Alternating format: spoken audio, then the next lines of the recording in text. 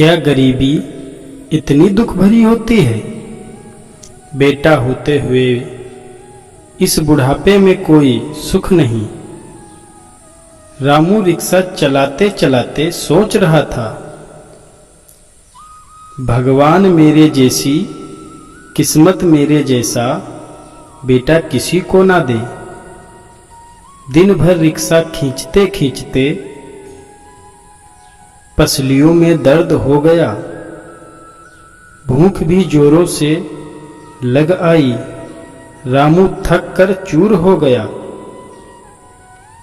जिस रिक्शा घर की तरफ मोड़ लिया, धीरे धीरे पैडल मारता रहा, आखिर अपने घर तक पहुंच ही गया। पति को आता देख शोभा जल्दी से अपनी झोपड़ी से निकल आई। बाल्टी में पानी और लोटा लेकर हाथ पांव धुलवा दिए, अपना आंचल पकड़ा दिया चेहरा पोंछने के लिए। फटे आंचल से चेहरा पोंछ रामू आतुरता से बोला, क्या पकाया सुगनू की माँ? मसूर की दाल और रोटी। रोटी का डिब्बा खोलते हुए शोभा बोली, जल्दी से रोटी दाल दो थाली में, बहुत जोरों से भूख लगी है। तू भी अपना खाना डाल थाली में, साथ ही खा लेते हैं। सादा सा खाना दोनों ने बड़े प्यार से खाया। ऐसा नहीं कि रामू बेऔलाद है, पर शादी के बाद उसका बेटा सुगनू दिल्ली चला गया। कुछ काम करूँगा कहकर सालों हो गए, पर लौट के नहीं आया। शादी भी वहीं कर ली और सुना है उसके एक बेटा भी हुआ है, पर लौट कर नहीं आया। अपने बूढ़े माँ बाप के पास उसको माँ बाप की याद ही नहीं आई। रामू बूढ़े होते जा रहा था। साइकिल रिक्शा चला कर अपना और पत्नी का पेट भरता था अब तक, पर अब कमजोर देह मेहनत नहीं कर पा रही थी, थकने लगा था बहुत।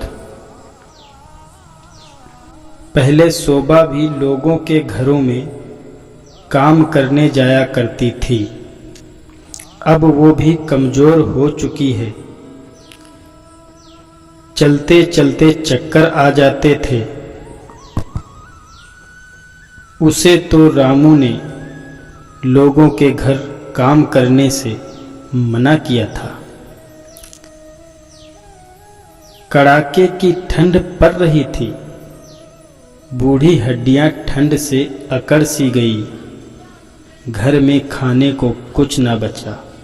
हिम्मत करके रिक्शा लेकर चला कि कुछ तो मिलेगा जिससे पेट भर पाएंगे। शोभा कई दिनों से बीमार पड़ी थी। रोटी नसीब तो दवा कहाँ से आती, रोटी नसीब नहीं तो दवा कहाँ से आती। सरकारी अस्पताल में भर्ती करा दिया, पर वहाँ भी उसे कोई आराम ना मिला। सुबह रामू सवारी की तलाश में रिक्शा लेकर निकला। अचानक सीने में जोर सा दर्द उठा और उसकी हिचकी के साथ उसका दम निकल गया। उधर शोभा को खांसी के ठसके पर ठसके लग रहे थे। अचानक उसे खून की उल्टी हुई और उसके भी प्राण निकल गए। खुशकिस्मत थे दोनों साथ साथ परलोक सिधारे। अब ना भूख की चिंता ना दवा की सारी चिंताओं से मुक्त पा गए दोनों।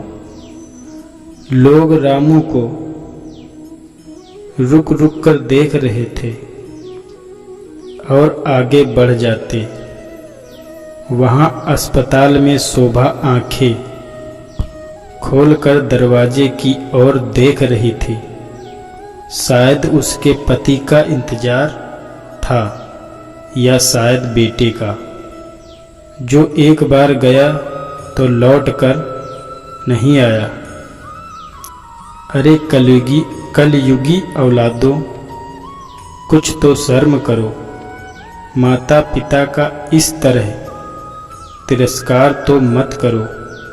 इनकी दुआओं में बहुत ताकत है, इनका सम्मान करो। इनको इस तरह बेसहारा ना करो। माँ बाप को ऐसे मझधार में ना छोड़ो। माँ बाप जैसी कोई दौलत नहीं। वो कैसे बदनसीब बच्चे हैं जो माँ बाप को इस हाल तक पहुँचा देते हैं।